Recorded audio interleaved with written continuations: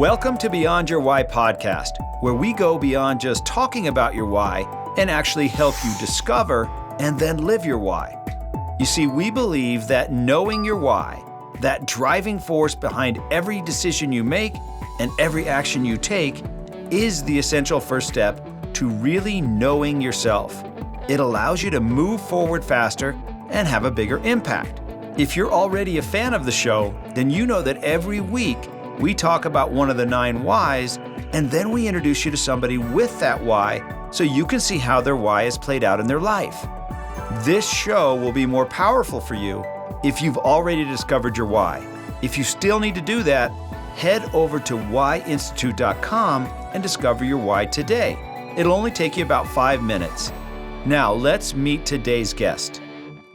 Welcome to Beyond Your Why podcast, where we go beyond just talking about your why and actually helping you discover and then live your why. So if you're a regular listener, you know that every week we talk about one of the 9 whys, and then we bring on somebody with that why so you can see how their why has played out in their life.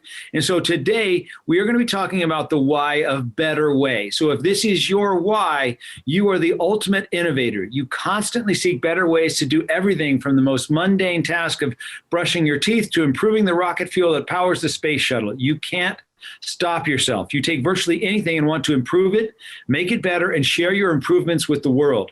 You invent things and take what has already been invented and improve that too. You constantly ask yourself questions. What if we tried this differently? What if we did this another way? You contribute to the world with better processes, better systems, and operate under the motto, often pleased, never satisfied. You are excellent at associating and taking from one industry or discipline and applying it to another, always with the aim of improving something. You generally operate with a high level of energy because after all, that too is a better way. So I've got a great guest for you today. His name is Keith Cupp. Now, having served in multiple high technology companies at almost every seat at the management table, building teams and cultures, Keith continues a life of service as president of Gravitas Impact Premium Coaches. For over a decade, he has been quietly conceiving and executing long-term strategy, building great teams, and ensuring that our coaches are cared for, successful, and that we are all positively impacting the world while having fun. He is a talented communicator and proven leader who understands corporate culture, collaborative process, and how to assist organizations and their leadership to optimize the balance between people, performance, and profit. In his downtime, Keith discusses politics, strategy, and worldviews with his children and strangers in the airport. He reads The Economist and National Geographic and makes a fantastic habanero deviled egg with bacon garnish. Keith, welcome to the podcast. Gary, thank you so much. I appreciate it. I'm humbled by the introduction. And by the way, the reason I've said it every seat on the table, I got fired from one and hired by the other. Well, take us through your story. Take us back. Where did you grow up? Where did you go to school? Kind of take us on your journey to becoming the CEO of Gravitas Impact. Well, I was born and raised in the Willamette Valley in Salem, Oregon, the son of a fireman and a farmer. And one story that that comes to mind, Gary, is about John Tucker. So my father was a great man. He's passed now, but he worked 3 jobs growing up, and he was, kind of a classic workaholic. So I didn't see him much. So I didn't believe in myself growing up, but I had a baseball coach when I was 13. I played Babe Ruth and baseball, and John Tucker was my coach for 3 years. Gary, my first year, I went 0 for 13 at the plate, and I was the worst player on the team. But John pulled me aside near the end of the season and said, Keith, I think there's a better way for you to become a great player, and I believe in you, and I'm going to invest in you. And over the next 2 years, my 14-year-old year, I hit like 250 and, played a lot and learned to play the outfield. And then by my last year, 15, I was starter hitting 400, leader on the team, went to the All-Star tournament. And we lost the championship game in the state of Oregon in the 7th inning by 3 runs. But I attribute that to John Tucker, who believed in me and saw a better way for a young man to go. And so I'm grateful for John. Love that. Great story. The power of a coach, right? Absolutely. And maybe that's why I do what I do. Maybe it's honoring John Tucker's legacy without even thinking about it. Love it. So from there, you went on. Where'd you go to college? Yeah. So after high school in Salem, Oregon, I wandered around a little bit, but I ended up at Louisiana State University, Go Tigers, in Baton Rouge, Louisiana, where I met my wife, and went through school there. Had a very good run and incredible experience in Baton Rouge, quite different than Salem, Oregon. But in '82, when I graduated, the economy fell. And so I found myself as a honors graduate without a job. And so I reflected a little bit and I said, well, what should I do? So I got in touch with the United States Navy, the submarine program, and I qualified and was recruited into that because of my science background and my grades and performance at LSU. And so I joined the United States Navy, went through 2 years of engineering school, and found myself on the USS Enterprise, not a submarine, a carrier, in the San Francisco Bay Area for the next 3.5 years of my life. And so then you were in the Navy for 3.5 years and then got out right after that? Yeah, so total 6.5 years, 4.5 active duty, 2 years of school, 3 years at sea, essentially. And just a side note on that, Gary, my father was on the Enterprise in World War II. And we were the last, before when Dad passed, we're the last father-son living legacy of 2 generations of Enterprise. But after that, I got out because the Navy didn't want my better way, Gary. They had the Navy way. We say there's the right way, the wrong way, the Navy way. They weren't interested in the better way. So I didn't fit, but I had a good run, loved it. A lot of great history there.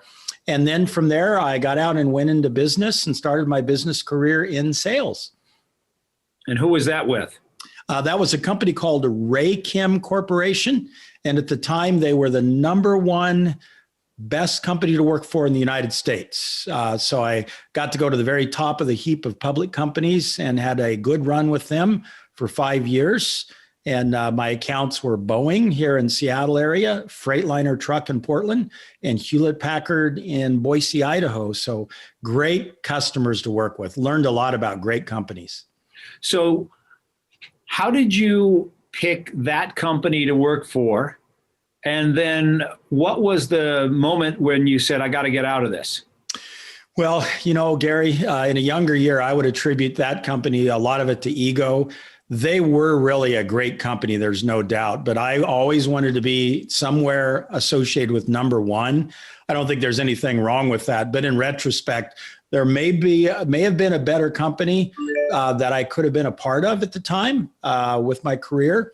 But after working with Raychem for 5 years, I realized that a public company was a good place to be to get pedigree, brand, systems, and learning, but it was not where I could have the level of influence on the lives of the people that I would serve and lead. And so I knew I needed to go into a privately held company, something smaller that I could move up in and then put my fingerprints of service, I'll call business love, care for people, and results on. That was my better way. That was your better way. So you were there, couldn't put your stamp on it, said, okay, I got to do something different. Where did you go from there? Oh, well, what were you doing before you left there? Let's see. At Raychem, I was in sales essentially. So my engineering background, highly technical. And so some of the, what we call the black programs at Boeing, the top secret programs, some of the, like the B-1 bomber, B-2 bomber, the V-22, some of the systems on those, I helped the Boeing engineers with design. Okay, so now you say, I'm done with this. I got to go do something different. Where did your path take you next? Well, I went to a privately held company right in the Seattle area. So I was still living in Seattle. We were building our family. I can talk about that a little bit later and how Better Way impacts the family.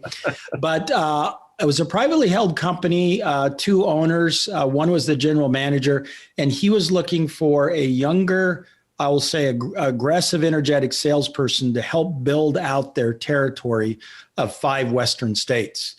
And so I joined Foster Chase and joined a company called VoiceTel. We had another good run for 5 years, became one of the top 50 companies, fast growth companies in Seattle, Puget Sound, which at that point in time was a pretty big deal because we had some, big competitors in Puget Sound.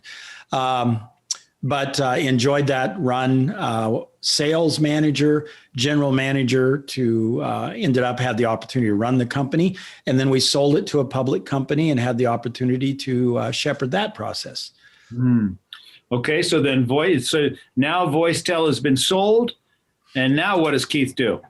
Well, I just went across town because I knew that was a telecommunications company, and telecommunications was a closed box, as we call it at the time. The world was going open systems and IT. There was a little company that was growing up down the road called Microsoft. So I went to work for a company in the shadow of Microsoft that did information technology consulting. And in a similar manner, privately held, and the president wanted a national footprint. And so we built out a national footprint of sales, marketing, brand with salespeople across the United States, and just had a lot of joy finding the right people and helping them grow. And so how long were you with them? Let's see, another 5 years. Things come in fives. Yeah, I've noticed that. I've noticed a similar pattern here, and I bet you the listeners have too. But okay, keep us going then. So you're 5 years there, and then what? Okay, and then what happened after that? Mom and dad were hitting their late 70s. So we're living in Seattle, and I wanted my kids to know and love their heritage of my parents. And so they had a 20-acre farm outside of Salem, Oregon. So we moved from Seattle 180 miles south to the Portland, Oregon market, which was 1 hour from the family farm, which had been in the family 100 years. And so the kids went to school here in the area. And then they got to see their grandma and grandpa, almost monthly on an ongoing basis as all 5 of our daughters and our 1 son grew up. And so how did you get from that? Was your next stop then into coaching? In 2000, when the bubble burst, so when I moved down here, we started up a wireless company called World Voice, and we were going great guns for about a year and a half. And then the bubble burst, and we lost our investment. And on June 1st, 2000, I closed the company down and came home. Jeanette was pregnant for our 6th child, Camille. And so we were a family of 8 without any income and no career in a burst tech bubble. And so that's when I realized, Gary, I had to get up every morning and I really had to figure out, how am I going to feed this family? And I tell a little bit of a story. I would help make breakfast for the kids in the morning and get them going and energized. And I'd say, hey, Dad's going off to work. I'd go out the door, close the door, and I had no idea where I was going to go or what I was going to do. I had to reinvent. And that created eventually an opportunity to do some consulting, which then led to coaching, which I've been in since about 2006. So tell us, what is the difference between consulting and coaching? Great question. We see a consultant as someone who has deep vertical expertise in an industry or a role. For example, a former CEO is a great financial consultant, or someone that comes up through software for 20 years in their career. They're a great vertical software industry consultant. So consultants come into a company, they scope and define a problem, and then they help solve it with their experience and their expertise. Where a coach comes in and works with a CEO and their leadership team, brings a system of growth and helps the leadership team learn how to make the decisions. And they don't give the leadership team the knowledge or what to do. They give them the system, and through coaching, help lead them to the solutions until they are mature and do it themselves. So would you say consulting is faster, coaching is more long-term? I would say yes. Absolutely. Okay, good. Okay, so you started your first coaching business, and what was it called back then? Let's see. So as a coach, it was just ascendancy partners, the concept of helping companies ascend. And so I hung my shingle here in the Portland, Seattle market and began to help CEOs and their leadership team build business plans. And then and from there, kind of take us through your coaching career, because now you're at Gravitas. That's how many years later? Right. But how did you get from ascendancy to Gravitas? What I learned, Gary, when I was in Seattle working for the IT company and the telecom company prior, that if I had a coach as a leader in those companies, we could accelerate our success. So my coach in the Seattle years, Ron Huntington, he helped us accelerate both of those companies and my leadership. So I learned at that point, everybody needs a coach, and a coach will help you accelerate. And so what I did then is working with Ron continued to mentor me, and he reached out to me in 2006 and said, hey, you should take a look at this organization called Gazelles. I think there's something here. And so he recruited me in. And so I carried the Gazelles banner as a coach for about 12 years. And after a year, Ron surprised me and said, Keith, I'd like to turn the organization over to you. I didn't realize Ron had built trust and admiration in me, and he recruited me in not only to be a coach, but also to succeed him, because he was the president of Gazelles International, which was the coaching organization at Gazelles. So I found myself one day as the president of a small community of about 35 coaches. And I was coaching also. But then I began to say, there's probably a better way to grow this community. And so there we go. We don't sit still very much, do we? That's better way, people. Well, that's what I love about, working with you too, Gary. So it's interesting when I look at and I bet you the listeners are seeing this as well, because there's an interesting pattern, and it's very, very common for everybody with the why of better ways. We get into something, we kind of figure out what the game is, and then we want to put our stamp on it in some way. We want to create we want to influence it in some way. If we can, we stay. If we can't, we leave and go do it somewhere else. Yeah. It was every 5 years I heard you say, well, I wanted to have some influence here and I couldn't, so I had to go. Well, and I call it, that's exactly right. I call it, I'm attracted to a mess. I love to help clean it up through and with people. And when it's looking clean enough, man, it gets boring. I got to go find another mess. Now, that doesn't always apply to messes. If I may share another story. Yes. Outside of business. So there's a local high school here in the Portland, Vancouver area, Vancouver, Washington. And so they are a very intellectual school called Cedar Tree. It's a classical school, classical Christian school. And so they excel in the classroom. And each of our children, 4 of our children went to school there growing up. But it was interesting, Gary. I love the intellectual horsepower they had. They learned Latin and Spanish and Greek their senior year. But the concept of real world learning and how to become a leader, I saw as a gap there. And so I had the opportunity to go to the headmaster and the founder and say, can we create a trip to Mexico, Baja, take the students every 2 years and build homes for families who would otherwise never have a home? And they said, heck yeah. And the goal there, Gary, was we live in a pretty wealthy society.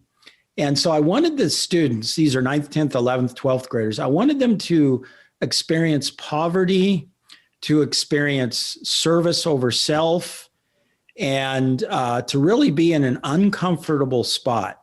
And so we created a relationship in Vicente Guerrero, Mexico, and the Baja. And for the last 15 years, every 2 years, we take students down there, anywhere from 15 to 30. And Gary, we thought that we go down there, the students say, man, I can't wait to serve someone. But when we cross the border in Tijuana, we stop at the In-N-Out Burger. That's where we celebrate back on American soil. They say, man, we were really served. They taught us. Wow. And so that's an example of a better way for a student to learn about life and leadership. And I'm so grateful for the opportunity to having started that. But I haven't left that in 5 years. You're going to stay with that one. That's right. For as long as they will allow me to be involved in one way or another, I'll keep hanging around. So tell the listeners, what is Gravitas Impact? Mm-hmm. Why did you name it Gravitas Impact? And why did you even start it? Yeah, so great question. So as Gazelles International, as we grew it up from Ron, who led it for about 5 or 6 years, from no coaches in 2003 to about 35 committed coaches in 2007-ish. And then I had the baton to take it to 250 coaches worldwide, 6 continents.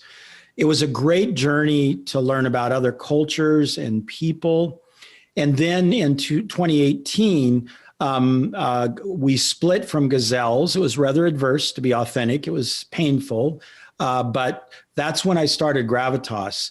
And the last few years in Gazelles, what became clear to me, Gary, is there was a better way to build a coaching community that is not thought leader-centric. Because if you zoom out and look at great authors and thought leaders, they all struggle with something.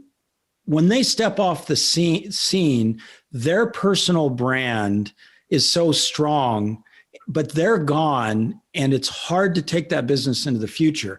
And that's what I love, Gary, about what you're doing. It's the Why Institute. It's not Gary Sanchez. You're critical.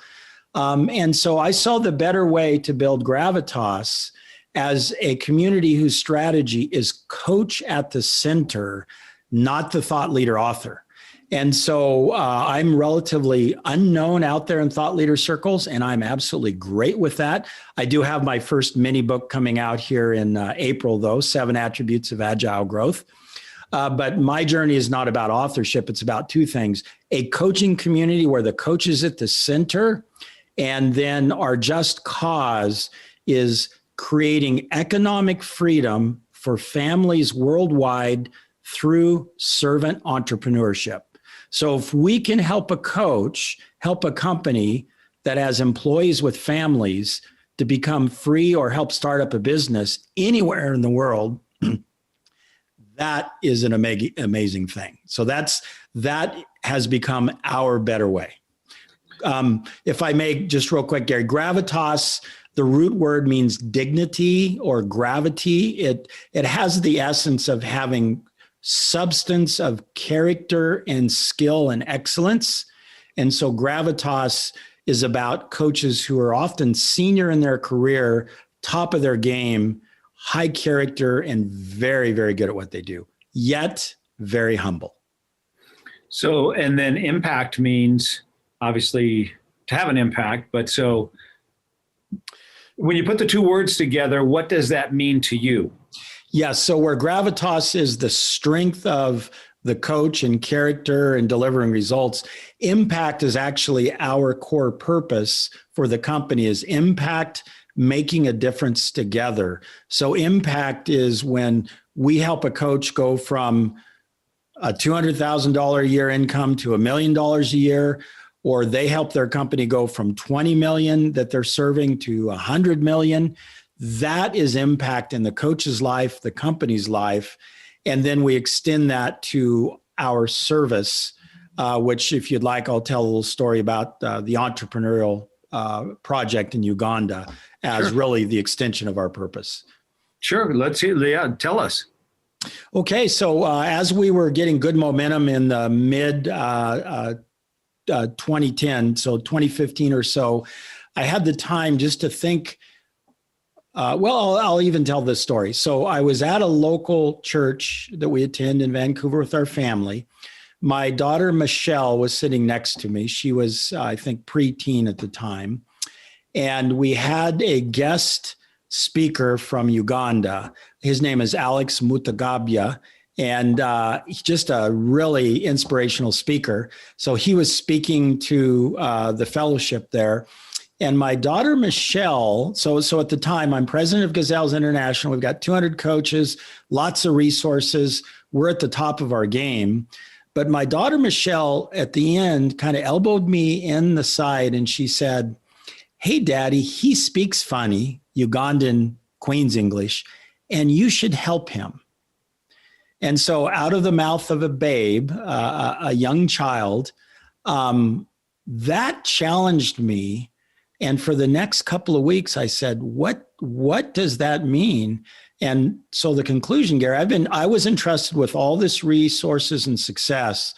And Alex told the story of what was needed and what his vision was. Number one, create an organization that had social change in Uganda, youngest country in the world. Okay. Social change, economic change, and spiritual change. And he said the hole they had was in the economic. He had a vision, but he didn't know how to help economics in Kampala. So I rang Alex up and we went for a walk. And over the next 3 years, as he came to Portland, we'd go for walks in a park and we would dream. And we invited a staff member in from the local fellowship, Julie. And one day we went to the whiteboard and we designed a entrepreneurial program for emerging countries, cities, where a young entrepreneur can learn our tools and process to build a company, and they can be coached by a coach. And then our coaching community brings capital to them. And we go to Uganda, we teach a 3-day course, and we have business mentors who are not part of Gravitas. They are in churches across the US that just want to come and help. And often they're retired businessmen that have capital. And so we get on a plane, we go over there, we teach the entrepreneurs, and it's celebrating its 5th anniversary this year. And there's some amazing stories of economic freedom that has come out of that. All because a somewhat distracted father took the time to reflect on what his young daughter said. So I want to encourage the listeners, pay attention to some of your best teachers because they are your children. Wow. That's a great story. So, Keith, what has it been like for you to go from working for a company to being a business coach? How do you compare those? Well, it's a great question, Gary. When I think working for a company, public companies are driven much differently than private companies, which are much different than nonprofits. So as I look at the world of organizational business, I see public companies who are driven by shareholder value and return. And so they are less focused on culture and more on results. But there are some great cultures out there in public companies. And as a leader, you're more of a piece of the system, a part, as opposed to really creating change. Nonprofits, of course, are highly, highly purpose-driven, but they can benefit from more systematic process of growth and so on. And we actually help many nonprofits. But the privately held business is where a younger leader can get into the saddle and make a big difference and eventually lead the company to where they want. And so I've had the privilege of actually doing both at the same time, being the leader of a company that I could help drive where I want. It's called Gravitas, but also be a coach, whose career is at any one time, our coaches are multiplying their life through 10 to 12 other CEOs building great privately held companies. And so our coaches typically very experienced, successful, certified. But I challenge them, Gary, when we talk to a candidate, I say, hey, do you want to go run another company or lead another company? That's fine. But do you want to multiply your life 10 to 12x every year by finding someone who's younger, who needs your skill, experience, mentoring, and the scars on your back to become a great CEO? And I call it the third career effect. And so it's just privileged to do both. So you see coaching as a way to multiply yourself. Yes. In fact, I was with a gentleman this morning, David Irvine, up in Calgary, And he had a very interesting term. He said, business is a unique way for each of us as leaders to express our lives. And so, yes, a coaching is a unique way to multiply your life using your experience through those who are often younger, impressionable, coachable, who are changing their world. And when you add that up 10 to 12 times, it's no small change you're making as a coach. And it's got to be a lot of fun and very gratifying. Basically, from my perspective, it sounds like you're showing or teaching or other CEOs a better way. Yes. Yeah. In fact, that's what we like to do. We like to, build the CEO's leadership skills without a doubt, develop the CEO's leadership skills, help them build their accountable leadership team, and then simplify what they do through the use of one-page tools, which is part of, our learning the why process. But absolutely, that's true. So when you hear culture eats strategy for breakfast, how does that resonate with you? Is that what you've seen as well? So, I heard a derivative of that, culture eats strategy for breakfast. And where I go with that, because I've been thinking about that a little bit, I think that is true, but I am very much a genius of the and. And so it's not either or, but how do you take two things that compete in our minds and how do you join them together? And one of our core values, it's a little bit late now, is 1 + 1 + 1 = 7. What in the world? Well, when you take 3 good ideas or 3 really smart people, you're going to get a multiplicative effect of the outcome. And so what I like to say is quality relationships drive great culture, which then will result in an amazing strategy. And I think those 3 things together is what make great companies. Oh, I love that. That makes even more sense when you add the first section there, quality relationships, because I don't think we think about it that way. I mean, I don't know that I do. And when you said that, it kind of almost hit me in the face, making me think, how can I have better relationships with my team so that we have the right culture, so that we can use that to build the right strategy to get the right result? Without a doubt. And Gary, a few minutes ago, used the word fun. And so if you look at my story, which you're doing a fantastic job of hitting some of the key points, it's a story of adventure, whether it be, going from Oregon to Baton Rouge for school or the United States Navy all over the world, business, Gravitas, 6 continents. But one better way in a coaching firm or a coaching career is to get out and get with it. Well, what does that mean? Our coaches, I've had, again, the privilege of being with our coaches in the Reichstag in Berlin, in Germany. We've been in Kampala, Uganda, as well as South Africa. We've stood where Nelson Mandela was in prison and in the Supreme Court there. But this journey called Gravitas, the better way is we have our coaches around the world go to other continents when we have events pre-COVID to teach other coaches. So I think it was 3-4 years ago in Berlin, we had a coaching summit. We had 35 coaches in the world. We had some from Europe, but some from North America. And we had a hoot, Gary. We had a hoot connecting cultures and learning from one another. And so for the faint of heart, don't hang around me. You're going to take him on a amazing journey, right? Yes. In fact, we need to get you on a camel in the Middle East or something, an elephant in Africa one day together, Gary. That would be a lot of fun. There you go. Better way to find your why. Better way to find your why. Get on a camel and see where you end up. Yeah. See who's chasing you. I was having lunch today with a friend, and we were talking about the creating a movement. Yes. And how you need to have a villain. You need to have a fight that you're in. You need to be solving a big problem. And what problem, what fight, who's the villain for Gravitas? So fantastic question.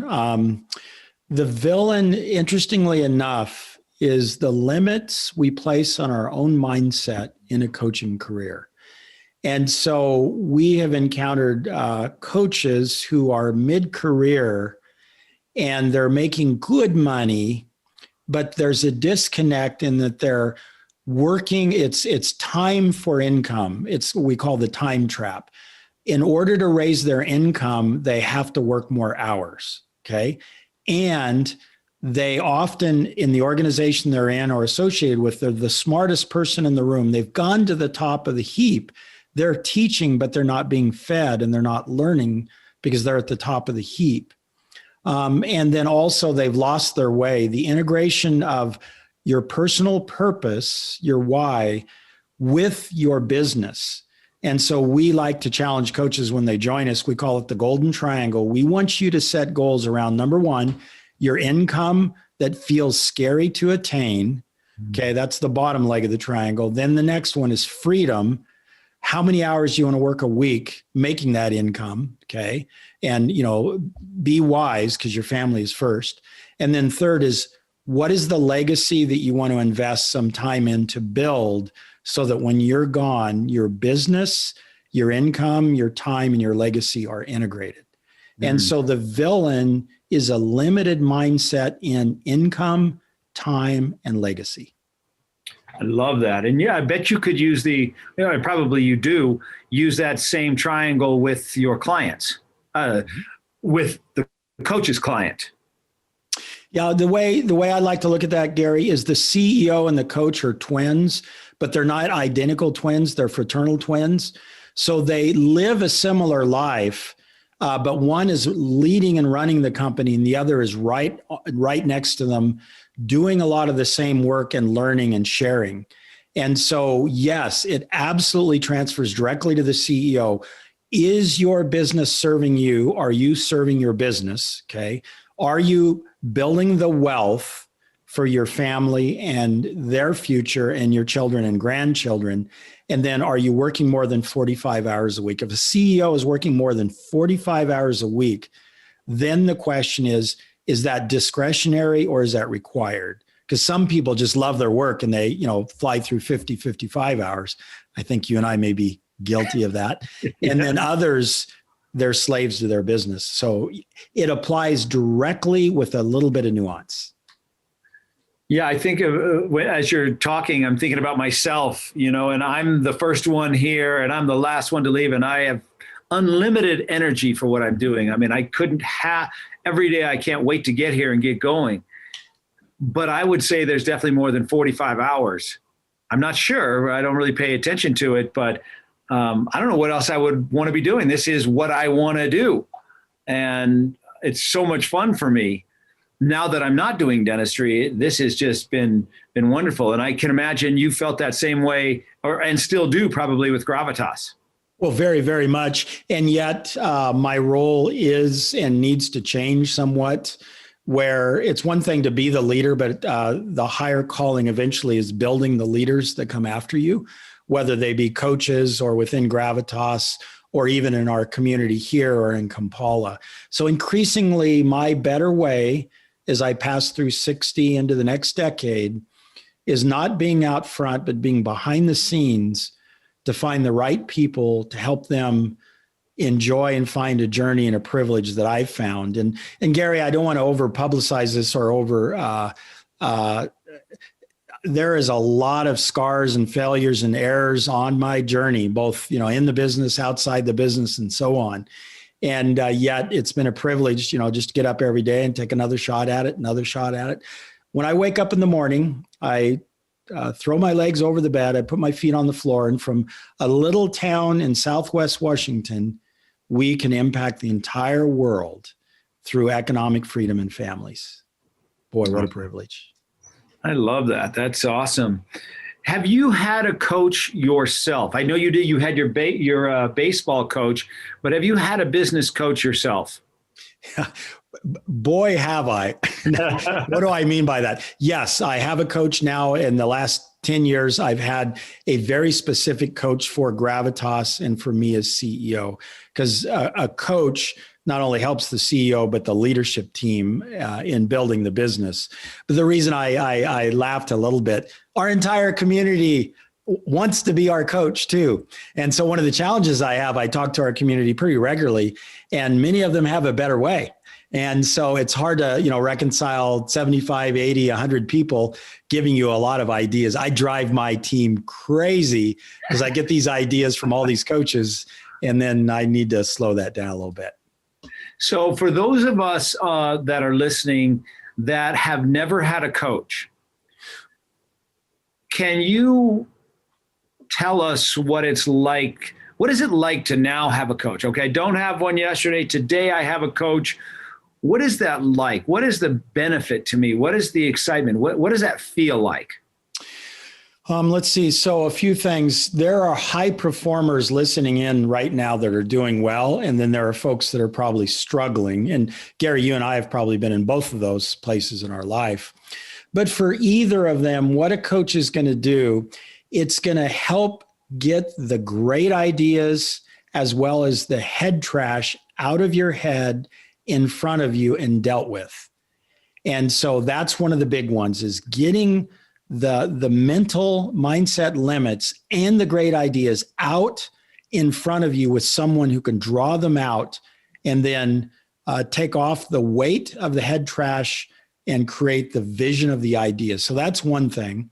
Second, there's an edge with the coach that helps you grow. It's like having a personal trainer. Is you go to the gym and they kick your butt about 20% more than you want. You go home exhausted but happy. And so a coach will stretch a leader beyond what they can do so that they can be a bigger leader tomorrow. And then third, if you're a leader in a company or a nonprofit, if you're at the top, and even near the top, but at the top, often you feel lonely.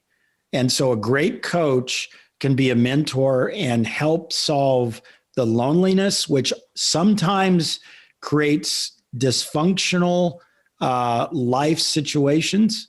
So often leaders have trauma that is undealt with. The right coach will create a safe space where you can go back and deal with things you never thought you'd be able to deal with. And that has nothing to do with the business and everything to do with caring for the leader. So those are three things that come to mind. Wow. So last question for you, Keith. What is the best piece of advice that you've ever given or been given? Boy, I tell you, that's a tough one. I'm going to have to just grab with what comes to mind because there's much. But I think the one that comes to mind is always think long-term and never lose your vision.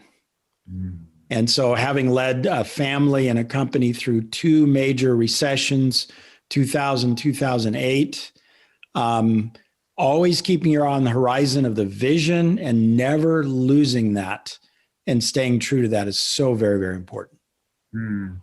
I know I'm supposed to let you go after I just said last question, but I still have another last question that just popped into my head as I was listening to you answer the last question. But some things I know about you and have experienced with you is that you are a very deep thinker, and you have rituals, and you have ways about you that don't necessarily show how busy you really are, because you are very busy. You got a lot of stuff going on, but it never feels that way with you or around you.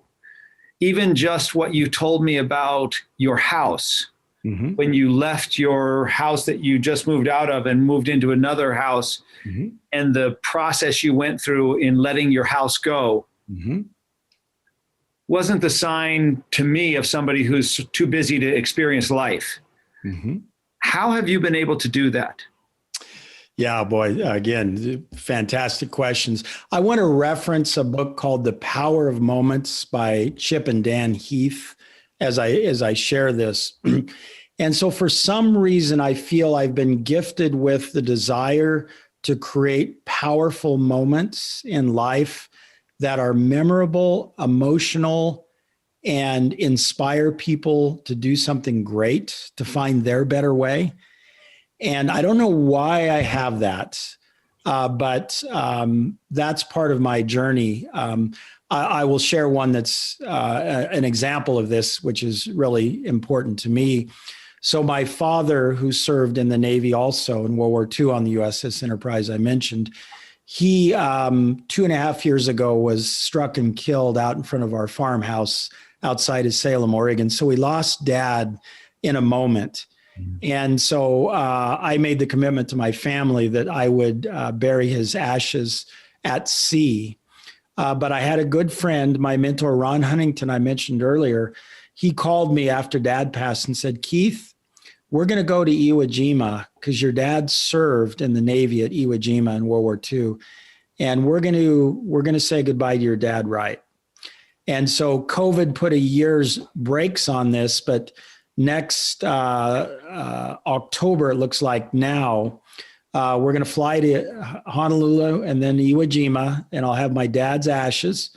We'll climb up Mount Suribachi, and I'll look out over the Pacific where years ago a war was going on, and a 17-year-old man named Ted Cupp was giving his all for freedom, and I'll be able to open the urn and spread Dad's ashes in the wind. And that moment will be the closure of Dad's tragic passing, but also it's a moment that I want my children and others to pay attention to. And what I mean by that, Gary, for the listeners, what is a powerful moment that you could create and communicate your legacy around with those who matter most to you? Read the book, Power of Moments. Go create that powerful moment, because it will never be lost to history. It will be in the hearts of those you leave it with. Wow. I love that, Keith. Now, if there's somebody listening to this that is looking for a coach, a business coach to work with, or they're wanting to know more about Gravitas Impact and join your tribe, I know you've got, 85 coaches or so that are with you. How should they best get a hold of you? Best thing to do, I'm a people person. Just send me an email, Keith, Keith, at gravitasimpact.com. And that's good enough. And I'll take it from there and get you to the right team member, or I might lean in and give you a call anyway, and we'll get to know each other. Awesome. Keith, thank you so much for taking the time to be here. I know you're busy, and I'm glad we got to catch up on your story, because now I know even more about you. So thank you for sharing all of that with us. Okay, Gary, it's an honor to be with you and your audience. Thank you. Have a great day. Okay, bye-bye. So it's time for our new segment, which is Guess the Why. And so I wanted to use this time. So we pick somebody famous, and this time let's pick the Dalai Lama. Think about the Dalai Lama. And what do you think his why is? Now, this is an interesting one, because when I speak at big events around the world, I teach the audience the 9 whys, and then I put famous people up on the screen, and I have them text in what they think that person's why is. And so then I get to poll the audience on this. And so the Dalai Lama is one that I use.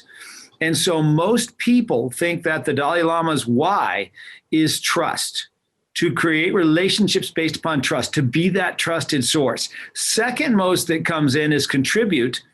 But then actually third most is challenge, believe it or not, thinking differently and challenging the way things are done.